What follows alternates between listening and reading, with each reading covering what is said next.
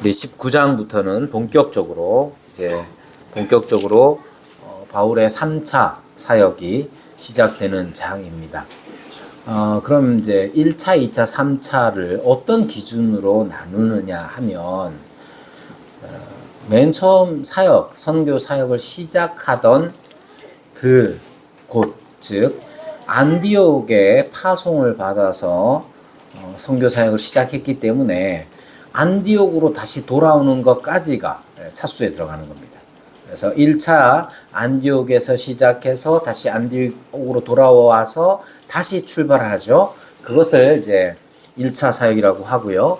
2차 그렇고 3차도 그렇습니다. 그럼 3차는 어디에 나타나느냐 하면 18장 22절 23절을 보면 가이사랴에 상륙하여 올라가 교회의 안부를 물은 후에 안디옥으로 내려가서, 이렇게 해서 이제 안디옥으로 내려간 것, 그것을 이제 안디옥으로 다시 돌아온 거죠. 2차 사역의 마감이고, 23절에 보면 얼마 있다가 떠나 갈라디아와 부르기아 땅을 차례로 다니며 모든 제자를 굳건하게 하니라 했으니까 이제 다시 안디옥에서 출발하여 갈라디아와 부르기아로 간 것, 그것을 이제 3차로 보는 것이죠. 바울은 복음을 전해서 세운 교회를 돌보는 일을 먼저 했습니다. 그리고 다시 1차 사역을 마쳤을 때 여기 나와 있는 것처럼 갈라디아와 부르기아 땅에서 복음을 전하고 거기에 이제 교회를 세웠고, 2차 사역은 거기를 다시 가서 살펴보고 다른 곳으로 간 거예요. 3차도 어떻게 했느냐? 여기 갈라디아와 부르기아 맨 처음 1차 때에 복음을 전했던 곳, 그래서 교회가 세워진 그곳을 다시 돌보고 이제 복음을 다른 곳에 전하기 위해서 떠나게 된 것이죠. 그리고 이 3차 사역의 중심지가 어디냐 하면 바로 에베소입니다. 에베소라는 도시는 굉장히 큰 도시입니다. 포항이 경상북도에서 제일 큰 도시죠. 인구가 얼마냐? 50만입니다. 그럼 에베소는 2000년 전에 에베소는 얼마나 됐느냐 하면 20만에서 30만 정도였다고 해요. 그러니까 지금 경북에 있는 어떤 작은 시보다도 인구수가 더 많은 거죠. 대단히 에베소라는 도시 자체는 대단히 큰 도시였습니다. 그래서 에베소는 아시아의 수도 역할, 아시아도의 수도 역할을 하는 그런 도시였고요. 로마의 군사 도로가 지나는 길에 있으며 따라서 상업이 발달하여서 부요한 도시였습니다. 큰 신전을 가지고 있었을 뿐만 아니라 뒤에서 나오지만 마술이 유행하던 그런 도시였습니다. 이렇게 큰 도시이고 또 중심 역할을 하던 도시였기 때문에 바울은 2차 사역 때 이 에베소에 가려고 했던 것 같아요. 16장 6절에 보면 성령이 아시아에서 말씀을 전하지 못하게 하셨다 하는 말은 이 갈라디아와 부르기아를 1차에 사역하고 그 다음에 교회를 돌아본 다음에 어디 다시 복음을 전하기 위해서 가려고 했는데 그때 정한 곳이 어디냐? 아시아였어요. 그럼 아시아가 어느 한 도시라기보다는 도라고 불릴 만한 큰 지역이었는데, 그럼 거기를 간다는 뜻은 거기에서 수도 역할을 하는 아시아에 가는, 에베소에 가는 것으로 이해할 수가 있다는 것이죠. 근데 2차에 어떻게 했느냐? 성령께서 막으십니다. 그러니까 1차 사역을 하고 교회를 다시 한번 돌아보고 이제 어디로 갈까? 어디에 복음을 전할까? 그냥 침 탁 튀겨가지고 정하지는 않았을 것 아니에요. 나름 중요한 것, 지금 당장 복음을 전해야 하는 중요한 곳이 어딜까를 고민하고 골랐을 때에, 그렇게 기도하며 골랐을 때에 바로 아시아였던 거예요. 그런데 그것을 성령께서 막으시죠. 간혹 살다 보면 이런 때가 있습니다. 우리가 원하는, 무엇보다도 내가 생각하기에 아주 멋진 계획, 누가 봐도 꽤 괜찮은 전략, 그런 것들을 우리가 가지고 있다고 생각을 하는데 그런 게 이루어지지 않을 때가 있단 말이에요. 그게 내 뜻이, 내가 한 계획이 이루어지지 않을 때, 그럼 심지어 어떤 생각까지 드느냐 하면, 이거 하나님이 안 들어주시면 이거 하나님이 손해보시는 것 손해보실걸요? 하는 생각조차도, 그런 것 생각도 들기도 하는 것이죠. 그러나 앞으로 펼쳐질 바울의 사역에서 볼 수 있듯이 하나님의 뜻은 언제나 제때에 온전한 열매를 맺게 하십니다. 이 하나님의 다스리심을 인정할 필요가 있어요. 바울은 하나님의 역사를 그런 경험들을 통해서 하나님의 역사를 믿게 되었던 겁니다. 그렇기 때문에 2차 사역을 마치고 예루살렘으로 돌아오는 길에 잠깐 들렀던 그 에베소에서 사람들이 더 오래 있기를 청했어요. 이게 얼마나 놀라운 일이에요. 회당에서 안식일에 회당에서 복음을 전했는데 사람들이 더 듣고 싶어 해서 더 오래 있기를 청했단 말이에요. 그러나 그는 어떻게 하느냐? 하나님의 뜻이 있음을 믿고 에베소를 떠날 수가 있었던 것이죠. 지난주에 말씀드렸지만 그럼 하나님께서 에베소에 대해서는 어떻게 하시느냐? 하나님께서는 에베소를 여전히 돌보시죠. 바울이 떠난 후에 아볼로라는 좋은 교사를 보내셔서 일하게 하셨고, 아볼로가 가지고 있는 단점, 규빈이 앉아라. 규빈이 목사님 보고 앉아. 똑바로 앉아. 그래. 목사님 잘 보고 있어. 알았지? 자, 규빈이랑 지난주에 엄청 잘 놀았거든요. 같이 오뎅도 먹고. 자, 바울이 떠난 후에 아볼로라는 좋은 교사를 보내주셨을 뿐만 아니라 아볼로의 부족함을 브리스길라와 아굴라가 채워주는 일도 그렇게 은혜의 손길을 계속 에베소에 베풀어 주셨던 거예요. 여러분, 그래서 하나님의 은혜의 섭리가 항상 우리와 함께 하신다는 사실을, 그것을 믿어야 합니다. 제가 이제 성경에서 제일 좋아하는 문구가, 자주 인용하는 문구가 뭐냐면 하나님의 선한 손의 도우심이라는 문구를 제일 좋아합니다. 그래서 편지를 쓸 때나 이렇게 쓸 때 자주 인용하는데, 여러분, 우리가 어디에 있든지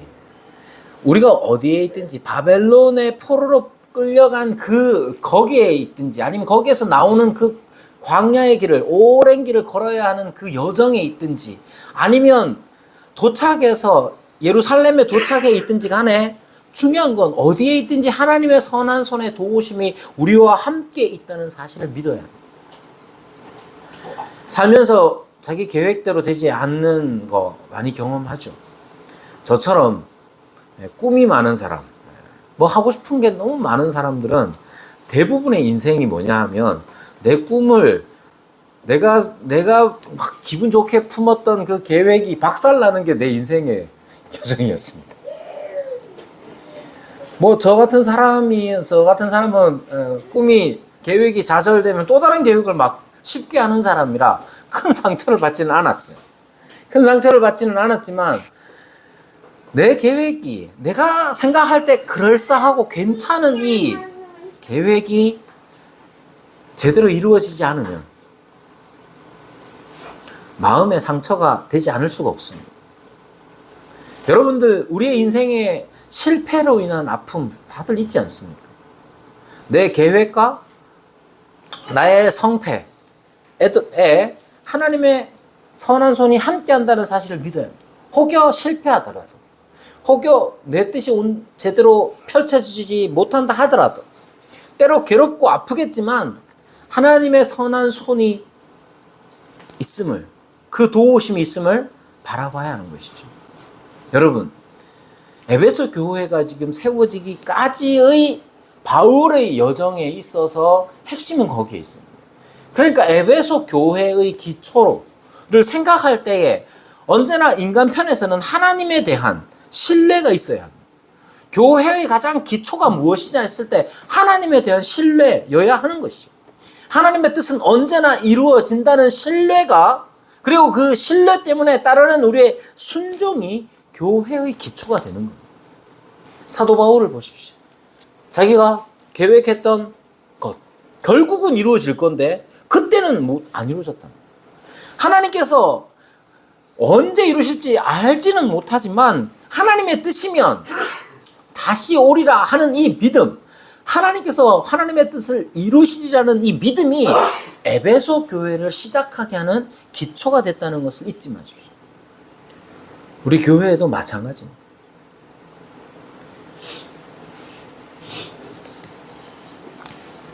에베소를 잠깐 들렀다가 이제 다시 돌아오기까지 한 1년 정도가 지났던 것 같습니다. 여러분, 한 1년이 지난 다음에 에베소로 지금 향하여 가고 있는 바울의 마음 한번 생각해 보십시오. 2차 사역이 AD 49년쯤에 있었다고 사람들은 얘기합니다. 2차 사역이 49년에서 52년 혹은 53년.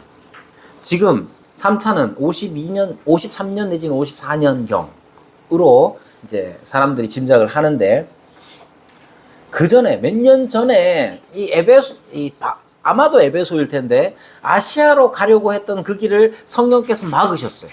근데 이제는 어떻게 하느냐 하면, 성령께서 그 모든 길들을 열어주시고 가게 하신단 말이에요. 그렇게 그 길을 가는 이 바울의 마음은 어땠을까? 얼마나 하나님의 은혜에 감사할 뿐만 아니라, 하나님께서는 하나님의 때에 하나님의 일을 이루시는군요 라는 이 감사함과 감사함을 바탕으로 하는 믿음을 가지고 지금 에베소를 향하여 가고 있을 겁니다. 그러니까 지금 에베소를 향해서 가고 있으면서 바울은, 그래, 여기 이 큰 도시 에베소에도 복음을 전해서 갈라디아에서, 브루기아에서 혹은 마게도니아에서 세워졌던 교회가 지금 이 땅에도 세워질 거라는 기대와 기도를 가지고 걸음을 걸었을 거예요. 그러고 나서 사람들을 만납니다. 어떤 사람들을 만나느냐? 19장 1절에 보면 에베소에 와서 어떤 제자들을 만났다 이렇게 얘기합니다. 여기 이 제자라는 말은 말 그대로 우리가 이해하기 쉽도록 교사 밑에서 지도를 받아 배우는 사람, 즉 학생을 의미하고요. 또 어떤 의미가 있느냐 하면 교사에 대한 헌신적인 애착에 초점을 맞춰서 추종자라는 의미를 가지고 있습니다.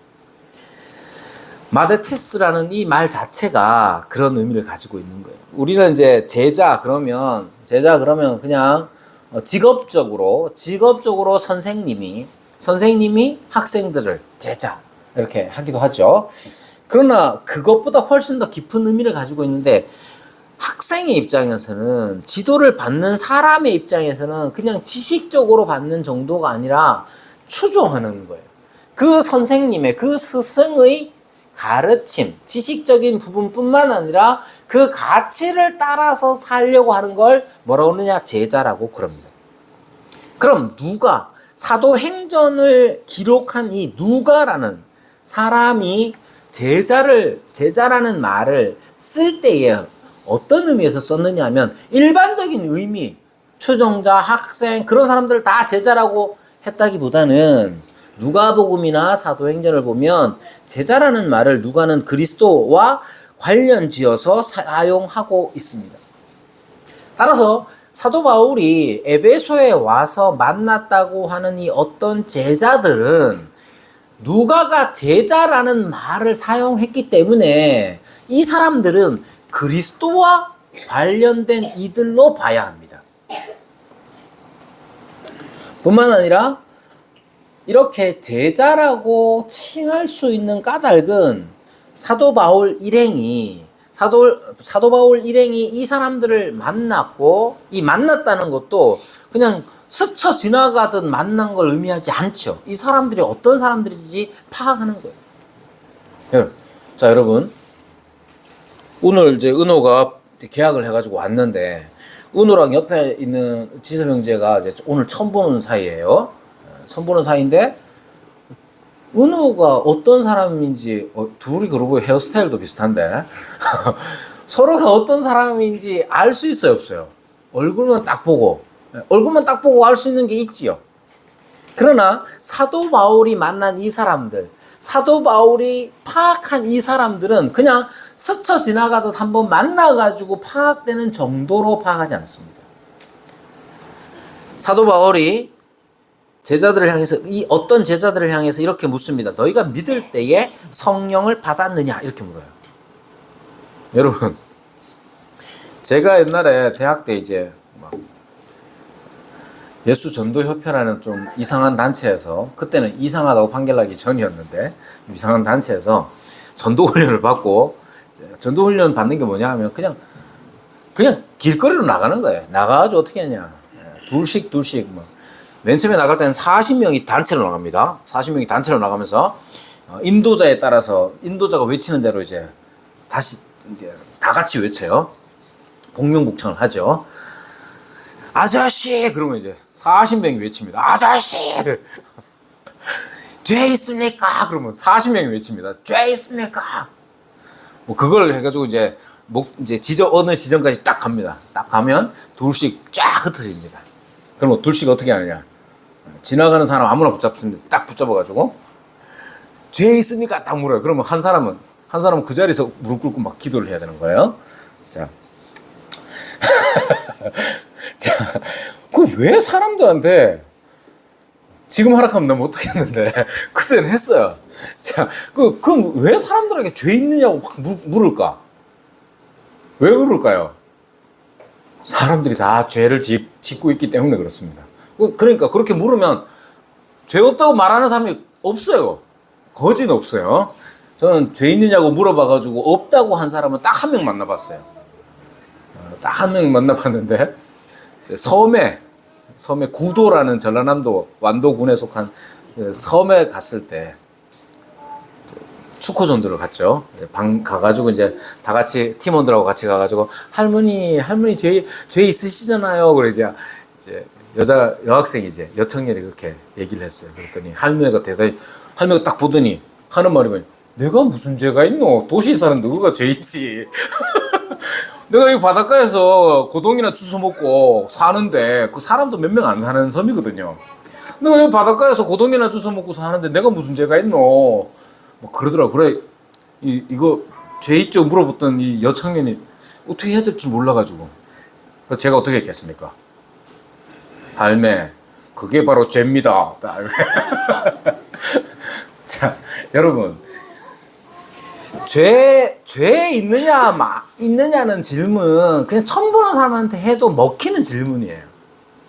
그런데 여기 사도 바울이 묻는 질문은 너희가 믿을 때에, 그럼 뭐가 전제됐냐? 이 사람들 믿음이 있구나.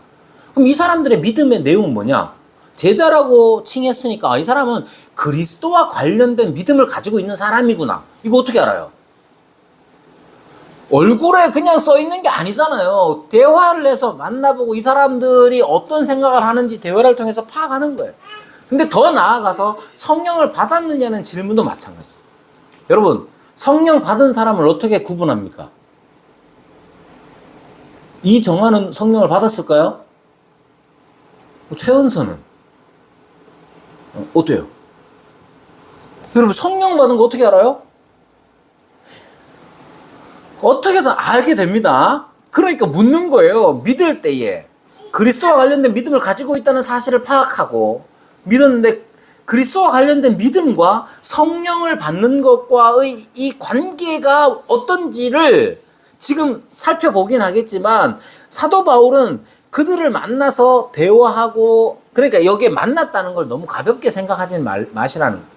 사도 바울은 지금 교회를 세우기 위하여 복음을 전하고 교회를 세우기 위하여 에베소에 왔고, 그 에베소에서 만난 사람들이 어떤 사람이냐 하면 제자들로 불리는 어떤 사람들을 만났는데, 지나가다가 그냥 만나는 그런 사이가 아니라 그들과 깊은 대화도 하고 그들을 파악할 수 있는 시간이 지났습니다.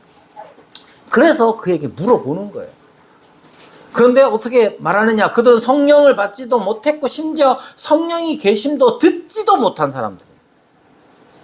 그럼 이 사람들이 세례를 받았긴 받았는데 그리스도와 관련된 어떤 믿음을 가지고 있기는 한데 성령을 받지 못했다는 건, 여러분, 성령을 받았다 안 받았다가 왜 중요하느냐 하면, 성령을 받지 않았다는 건 성령의 일하심, 성령의 역사가 없다는 뜻이에요. 성령께서 역사하시는 성령의 일하심의 핵심이 뭡니까? 성령의 일하심의 핵심, 성령 역사의 핵심이 뭡니까? 중생에 있습니다. 우리가 성령을 받지 않았다면 우리는 거듭나지 못합니다. 여기에서 이 본문의 까다로움이 있지요. 분명히 너희가 믿을 때에 라고 했으니까 믿는 사람들이긴 해. 더군다나 누가가 기록할 때 제자들이라고 했으니까 그리스도와 관련된 믿음을 가지고 있는 사람이긴 한 것 같아. 그런데 성령을 받지도 않았고 성령의 계심을 듣지도 못했던, 그럼 어떤 게 되냐면 이 사람들은 거듭나지 못한 사람이 되는 거예요. 그래서 이 본문이 까다로울 수 있습니다. 물론 여기 보면 요한의 세례라고는 말이 25절에 요한의 세례만 알 따름이라 했을 때 아볼로의 사역, 아볼로에 대하여 말할 때에 요한의 세례가 이제 두 군데서 나오니까 이 사람들 아볼로의 제자들인가 보다 생각하기가 쉽지만 그렇지 않습니다. 왜냐하면 아볼로는 맨 처음에는 그렇게 시작을 했지만 브루스길라와 아굴라가 채워줘서 예수 그리스도에 대하여서 잘 가르쳤다고 지금 고린도에서 그렇게 하고 있다고 말하고 있으니까 아볼로의 제자였다라고 말하기보다는 이 사람들이 가지고 있는 어떤 특징이 있었던 것이죠.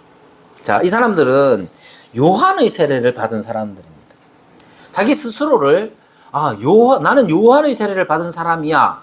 그럼 이 사람들은 제자들인데 어떤 제자들이냐면 요한의 세례를 통하여서 제자가 된 사람들이에요. 자, 보세요. 세례는 어떤 의미냐면 세례는 이제 물에 담그다 하는 의미도 있지만 씻어내다 하는 의미가 큽니다.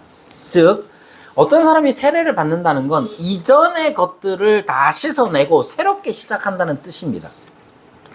요한이 세례를 베풀었죠. 요한이 세례를 베풀 때 요한의 세례의 특징이 몇 가지가 있는데 그건 뭐냐? 요한 세례는 너희가 이전에 짓던 모든 죄에서 벗어나라. 그리고 내가 소개해주는 사람들을 향해 가라는 뜻이에요. 자, 그래서 요한의 세례는 회개의 세례입니다. 회개의 세례. 그리고 요한의 세례를 받은 사람들은 세례 요한이 가르침을 따라서 살아가고자 애썼던 사람들입니다. 여기에서 성령의 임하심에 관련된 문제가 발생하는 거예요. 자, 세례 요한은 어떤 사람이냐면, 보라, 이제 예수님을 이제 가르치죠. 가르치면서 뭐라고 하느냐. 보라, 세상 죄를 지고 가는 하나님의 어린 양이로다. 이렇게 가르칩니다. 여기에서 요한의 가르침에 몇 가지 특징이 나오는데, 요한은 그리스도를 가르치는 사람이었어요. 요한은 그리스도를 가르쳤을 때에 이전에 유대의 역사에 있어서 계속해서 메시아, 그리스도를 가르쳐 왔단 말입니다. 그런데 유대교가 가지고 있는 메시아 사상, 메시아 신앙의 가장 중요하고 큰 특징이 뭐냐면 대속의 개념이 없어요. 유대인들이 믿는 메시아는 와서 정치적으로 자기들을 회복시키는, 그래서 기적을 베풀기도 하고 율법을 가르치기도 하지만 대신 속죄의 제물이 되는 메시아가 아니란 말입니다. 세례 요한이 가르친 메시아 사상의 가장 중요한 차이점은 뭐냐? 유대교인들이 가지고 있는 것에서 차이점이 뭐냐 하면, 세례 요한은 대속을 가르칩니다. 보라, 세상 죄를 지고 가는 하나님의 어린 양, 이렇게 가르친단 말이에요. 그러니까 이전에 유대인들이 가지고 있었던, 유대교가 가지고 있었던 메시아 사상, 메시아 신앙과는 달라요. 그래서 메시아, 자기의 죄를 대속하실 하나님의 어린 양이 올 것을 믿어요. 그게 누구예요? 예수님이죠. 그래서 이 사람들이 세례 요한의 회개의 세례를 받은 이 사람들도 그리스도와 관련된 사람이라, 그런 믿음을 가지고 있는 사람이에요. 그럼 차이점이 어떻게 되느냐 하면, 이런 사람들은 세례 요한의 영향을 받아가지고 대단히 금욕적이고 절제하며 도덕적인 삶을 추구합니다. 이게 왜 중요하느냐 하면, 메시아를 기다리는, 메시아를 믿는 사람으로서 자기를 준비하는 거예요. 메시아가 오셔서 자기의 죄를 대속하실 것인데, 그 대속에 걸맞는 금욕적이고 절제하며 도덕적인 삶을 추구하는 삶인 거죠. 그러면서 메시아를 기다리는 삶이에요. 그리스도를 기다리는 삶이에요. 여러분, 이런 사람들을 지금 사도 바울이 에베소에서 만난 겁니다. 그러면 좋을까 나쁠까? 이게 핵심이죠. 여러분들이 어떤 사람을 만났어. 지섭 형제랑 은호 형제랑 얘기가 나왔으니 처음 보는 사람을 만났는데 대단히 금욕적이고 대단히 도덕적이며 자신의 삶을 절제하는 사람이야. 누군지는 얘기 안 했어요. 그런 사람이면 복음을 전할 수 있어요, 없어요? 전할 수 없어요. 우리의 현실이 그래요. 전하기가 대단히 어렵습니다. 심지어 교회 안에서 만나도 그러는데, 여러분들, 우리 없어서 하는 말인데, 우리 큰아들이 맨날 만나고 싶어 하는 사람이 있습니다. 누구냐? 스님. 자기는 스님을 만나서 한번 대화를 해보고 싶다는 거야. 가봐라 했는데도 아직 못 가고 있는데. 여러분, 제가 막 지나가면서 만난 스님들은 별로 좀 그래가지고, 저는 좀 그렇던데, 매력이 별로 없던데. 예를 들면 이런 수녀님 같은 분들을 제가 직접 만나서 대화는 못 해봤지만, 그냥 경주 시내에서 만난 그 불국사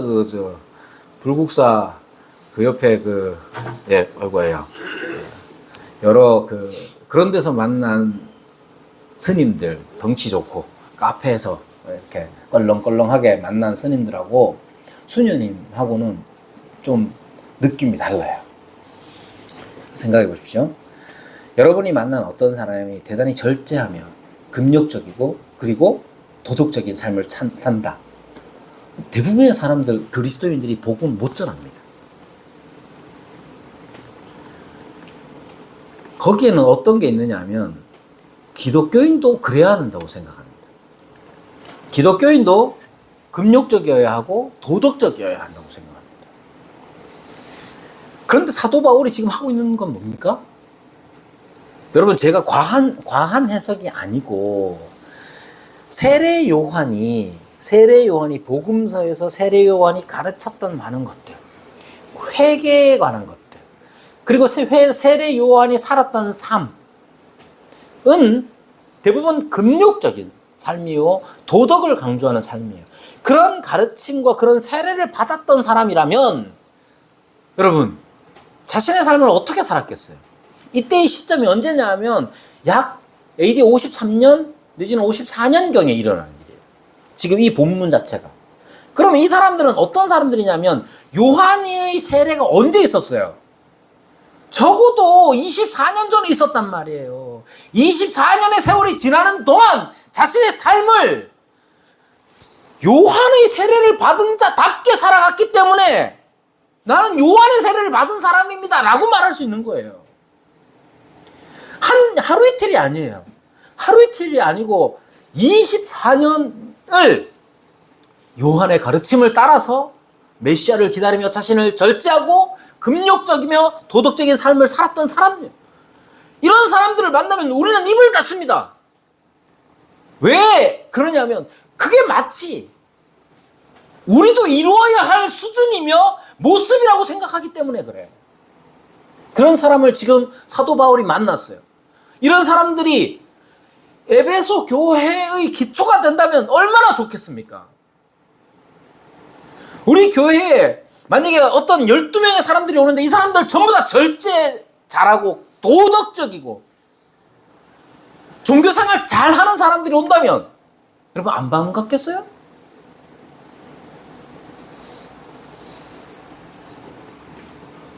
우리 어머니가 맨날 걱정입니다. 교회에 사람들은 있긴 하는데 맨날 이 대학생들 왔다 가버리니까 맨날 걱정이에요. 그런데 이런 12명의 사람이 온다면 우리 어머니는 얼마나 좋아하실까? 여러분 저도 반갑고 좋습니다. 그러나 여기 핵심이 뭐냐? 사도 바울은 에베소 교회를 세우기 위하여 사람들을 만났는데 그렇게 금욕적이며 절제하며 도덕적인 삶을 추구하여 사는 사람들을 교회의 기초로 삼지 않습니다.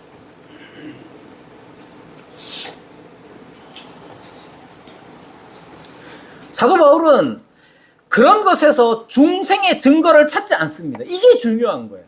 거듭난 사람이 누구냐?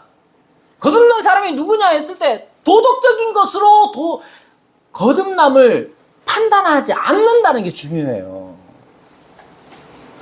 오늘날 우리도 그래야 합니다. 그 사람이 금욕적이고 절제하고 또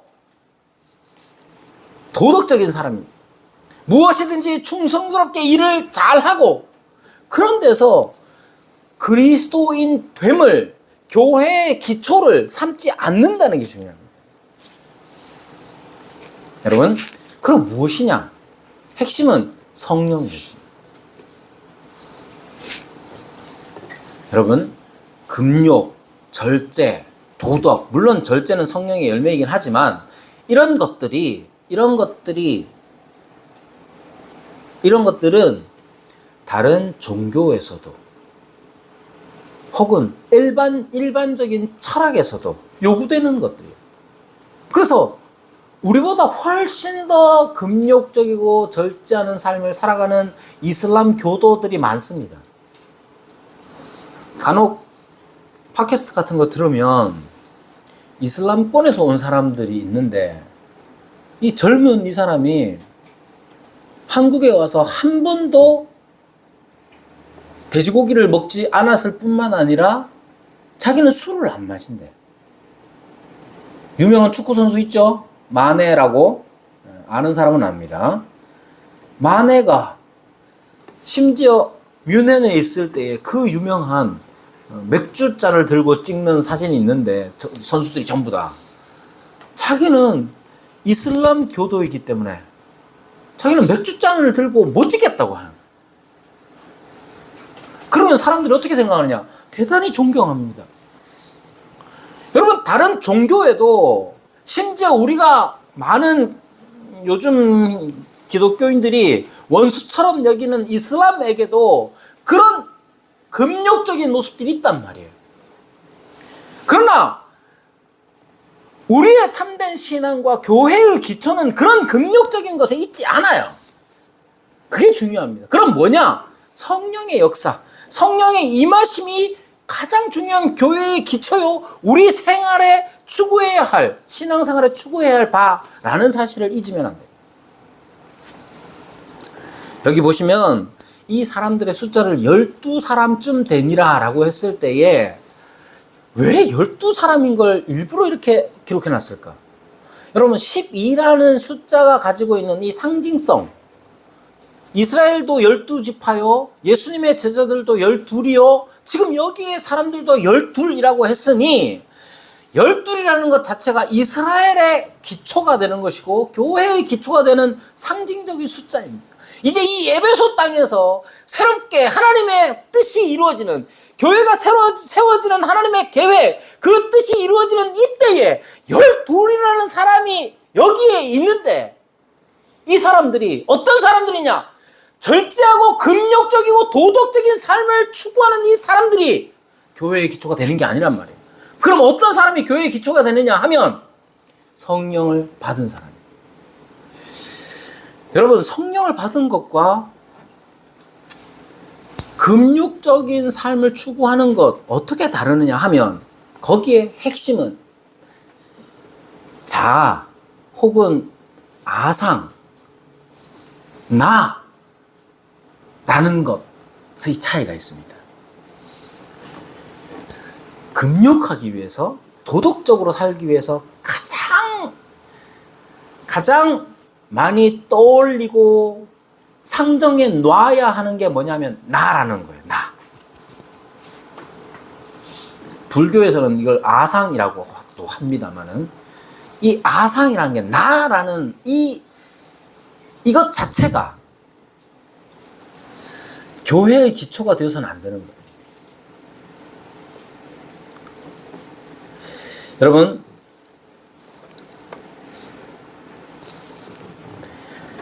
성령께서 역사하셔서 첫 번째로 나타나는 사실이 뭐냐 하면, 옛사람이 죽고 오직 성령 안에서 새롭게 산다는 거예요. 우리에게 성령이 임하실 때에 어떤 일이 일어나냐, 이전의 옛 사람이 죽어버리는 거예요. 그런데 금욕적이며 절제하며 도덕적인 삶을 살기 위해서 반드시 필요한 건 뭐냐면, 그 도덕을 실천하는 나라는 인식이 벗어질 수가 없는 거예요. 여러분, 좋은 교회가 되려면 어떻게 해야 되느냐? 여러분, 좋은 교회가 되려면 어떻게 해야 되냐면, 내가 무언가를 해야 한다고 생각합니다. 당연히 맞는 말이지만 그것이 가져오는 위험 요인이 뭐냐 하면, 여전히 나라는 존재가 살아있어서 이 교회 안에서도 내가 하는 내가 하는 헌금, 내가 하는 봉사, 내가 하는 헌신, 내가 베푸는 친절, 이렇게 나라는 것이 여전히 살아서 교회를 이루기를 시작하면, 그것은 하나님의 교회가 아니라 열심 내는 사람의 교회가 될 때가 많습니다. 그래서 간혹 제가 목사이기 때문에 들리는 다른 교회의 소식들을 들어보면, 한때는 헌금 제일 많이 했던 사람, 한때는 기도 제일 많이 했던 사람, 한때는 자기가 제일 친절했던 그 사람이 교회를 망치고 있는 게 많이 들려요. 지금 사도 바울이 그들에게 묻는 건 그거예요. 옛 사람이 죽고 성령으로 살아가느냐의 문제인 거예요. 교회의 기초는 그거예요. 우리가 하나님의 때에 하나님의 뜻이 이루어질 것에 대한 신뢰를 가지고 살아갈 때, 그 하나님에 대한 신뢰가 어떻게 나타나느냐 하면, 내가 무언가를, 때가 되면 내가 뭔가를 해야 한다는 사상이 아니라 오직 성령께서 우리에게 이끄시는 대로 순종하는 삶으로 드러나야 하는 거예요. 여러분, 성령이 임하셨을 때에 여기에 뭐라고 말하느냐, 성령이 그들에게 임하심으로 방언도 하고 예언도 했다, 이렇게 말합니다. 여러분, 방언이 뭐예요? 방언이 뭡니까? 우리는 자꾸만 방언 그러면 그냥 알아들을 수 없는 말을 할렐루야를 빨리 하면 된대죠. 배에 힘 딱 주고 할렐루야, 할렐루야. 이거 진짜로 웃기는 얘기 같지만 실제로 이거 막 가르쳐 줍니다. 무슨 비법이냐. 그러면 나오는 소리가 방언이냐? 그렇잖아요. 방언, 문맥적으로 살펴보면 방언은 첫 번째, 성령이 임하심으로 하는 말이에요. 그러니까 이 방언이라는 말은 이전에 내가 했던 말이 아닌 다른 말인데, 듣는 이상한 소리가 아니라 성령으로 말미암는 새로운 말이 방언이죠. 예언은 하나님의 뜻이나 목적을 드러내는 것이 예언입니다. 그러니까 자라는 것, 아상이라는 것, 나라는 것이 없는 거예요. 내가 어떻게 없을 수가 있겠습니까? 많은 우리는 끊임없이 나를 드러내는 삶이 아니라 친절을 베푸는 나, 헌신하는 나, 열정을 쏟아붓는 나, 그런 게 아니라 성령으로 말미암아 살아가고 있는, 성령에 의지하여 성령으로 말미암는 순종을 생각해야 하는 거예요. 방언이란 듣지 못했던 새로운 말입니다. 그럼 누가 하는 겁니까? 성령이 하시는 거예요. 성령은 어떻게 하시냐 했을 때, 나는 막 하고 싶지 않은데, 그런 의미가 아니에요. 이제 내가 새로운 사람이 됐다는 증거예요. 마태복음에 15장 11절에 주님께서 이렇게 말씀하셨습니다. 입으로 들어가는 것이 사람을 더럽게 하는 것이 아니라 입에서 나오는 그것이 사람을 더럽게 하느니라. 이 말은 뭡니까? 우리 속에 관한 것이죠. 마태복음 15장 18절에서 20절에 이렇게 말합니다. 입에서 나오는 것들은 마음에서 나오나니 이것이야말로 사람을 더럽게 하느니라. 마음에서 나오는 것은 악한 생각과 살인과 간음과 음란과 도둑질과 거짓 증언과 비방이니 이런 것들이 사람을 더럽게 하는 것이요 씻지 아니한 손으로 먹는 것은 사람을 더럽게 하지 못하느니라. 우리는 원래 그런 사람이에요. 우리는 원래 그런 존재들이란 말이에요. 그런데도 끊임없이 금욕을 추구한답시고 하고 도덕적으로 산답시고 하는 거예요. 성령께서 하시는 일은 뭡니까? 이러한 옛사람을 죽게 하고 이제 새 사람으로 산다는 것인데 새로운 말을 하게 합니다. 새로운 말이란 뭐냐? 성령께서 오셔서 우리의 주인이 되시고 우리를 거룩하게 하심으로 내어놓는 말이 방언인 것이죠. 성령께서 오셔서 우리를 거룩하게 하십니다. 이제 거룩하게 하신다는 것은 단지 그냥 윤리적으로 선하게 사는 것 그 이상입니다. 성령께서 오시면 우리에게서 나오는 말이 달라집니다. 말이 달라진다는 것은 우리의 존재의 변화를 나타내는 가장 1차적인 현상인 것이고 나가 드러나는 것이 아니라 우리의 주가 되시는 그리스도의 뜻이 내 말에서 나타나는 거예요. 그것이 교회의 기초가 되어야 합니다. 여러분, 그 나라 교회가 기초가 단단히 섰다, 기초가 단단히 다져졌다는 말의 뜻은 헌금할 사람 많다, 전도할 사람 많다, 기도할 사람 많다, 그런 의미가 아니에요. 그런 의미가 아니어야 합니다. 우리가 기도도 하고 헌신도 하고 헌금도 하고 전도도 하고 다 해야 하겠지만 그걸 왜 하느냐 했을 때 나를 드러냄이 아니라 성령께서 우리를 새롭게 하셔서 우리로 인도하시고 우리로 하여금 힘을 주시고 그러니까 우리가 순종하는 뜻에서 하는 거예요. 그래야 나중에 돼서 주께 영광 돌리지 자기에게 영광 돌리는 사람이 없단 말이에요. 부끄러운 얘기지만 목사님들 중에도 은퇴하면서 교회에 많은 걸 요구하는 사람들이 있습니다. 대구의 어떤 교수 출신의 한 목사님, 엄청 교회가 커졌는데 은퇴하면서 수십억을 달라고 했어요. 어떻게 목사가 은퇴하면서 수십억을 달라고 하지? 어떻게 그럴 수가 있어요? 그 사람은 그럴 수가 있어요. 왜? 자기가 와가지고 서울에서 신학교 교수하다가 와가지고 교회를 엄청나게 사람들 많이 모아놨거든요. 헌금도 막 빵빵하게 들어오죠. 그러니까 그 모든 일들이 자기가 한 것으로 생각하니까 자기 은퇴하면서 당당하게 30억인지 40억인지 교회 보고 내놓으라고 한 거예요. 여러분, 그렇게 성공한 사람들, 소위 성공한 사람들은 그럴 수 있죠. 여러분은 어떨 것 같아요? 여러분은 어떨 것 같아요? 우리는 어떨 것 같습니까? 여러분이 우리가 절제를 하면 할수록 금욕적인 삶을 살면 살수록 자기가 도덕을 추구하면 추구할수록 그것이 자기가 되어서 나라는 것이 되어서 더욱더 아상을 공고하게 하는 일로 작용하여서 교회의 기초로 세워지면 교회는 망치는 거예요. 그건 교회가 아닌 거예요. 사도 바울이 이 제자들 만나서 한편으로 감동할 수도 있죠. 24년 전에 일어났던 일들을 지금도 아직도 가지고 살아가는 사람들을 만난다는 건 어찌 보면 경외스러운 일입니다. 하루 이틀도 아니고 1, 20년도 아닌데 그 세월 동안 자기가 받았던 그 세례를 가지고 꾸준하게 사는 삶이란 존경받아 마땅하죠. 그러나 그걸로 에베소 교회의 기초를 삼지 않아요. 도리어 묻잖아요. 성령을 받았느냐? 여러분, 성령께서 우리에게 임하시면 우리는 방언을 합니다. 근데 그 방언이 못 알아들을 말이 아니라 성령의 뜻을 말하는 거예요. 하나님의 뜻을 말하는 거예요. 그래서 방언과 예언이 함께 나오는 겁니다. 왜 방언입니까?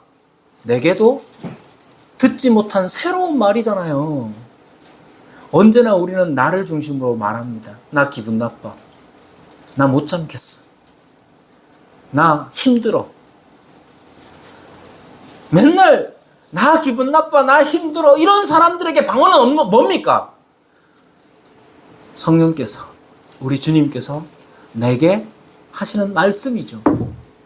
성령께서 우리에게 임하시면 우리가 방언을 하게 될 터인데, 그 방언은 이전에 나로 살던 삶이 죽어버리고 그리스도로 사는 삶의 시작이라고 저는 생각합니다.